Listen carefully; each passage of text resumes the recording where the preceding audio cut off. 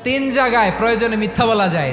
এক নাম্বার, আপনার ওয়াইফকে খুশি করার জন্য, সে একটু এরকম না বলে একটু কৌশল করে বললে খুশি হবে, ওটা বলা যায়। দুই নাম্বার, জীবন মরণের ব্যাপার, যান বাঁচানোর জন্য একটু কৌশল করে ঘুরিয়ে বললেন, এটা জায়েজ। তিন নাম্বার, দুইজন ঝগড়া লাগছে তাদেরকে মিলিয়ে দেওয়ার জন্য কৌশল করে একটু মিথ্যা বলা, ঘুরিয়ে বলা যায়। দুইজনের মধ্যে দেখলেন যে সম্পর্ক খারাপ, একজনরে বললেন, ভাই সে তো ওই দিন আপনার ব্যাপারে অনেক প্রশংসা। কি আমার ব্যাপারে প্রশংসা? কি বললো? এই বললো আপনি নাকি এই করছেন ওই করছেন, অনেক প্রশংসা। লোকটার মন খুশি হয়ে যাবে তার ব্যাপারে, ঠিক কিনা? আবার তার সাথে যার ঝগড়া, ওরে যে বলুন, ভাই ওই দিন তো সে আপনার অনেক অ্যাপ্রিসিয়েশন করলো, অনেক। সে তো অবাক, কি রে বলে কি? এই যে দুইজনের ব্যাপারে দুইজনের একটু ভালো ভালো কথা বলে দিচ্ছেন, একদিন দেখবেন রাস্তা দিয়ে হাঁটার সময় একে অপরকে সালাম দিয়ে ফেলছে, সালাম দিয়ে বুকে জড়ায় ধরছে, আছে না নাই? আবার মিলমিশ হয়ে গেছে। কিন্তু আমাদের স্বভাব হইলো, দুই প্রতিবেশী যদি একসাথে বসে একসাথে হাঁটে, দূর থেকে দেখলে আমাদের জলে, আছে না নাই?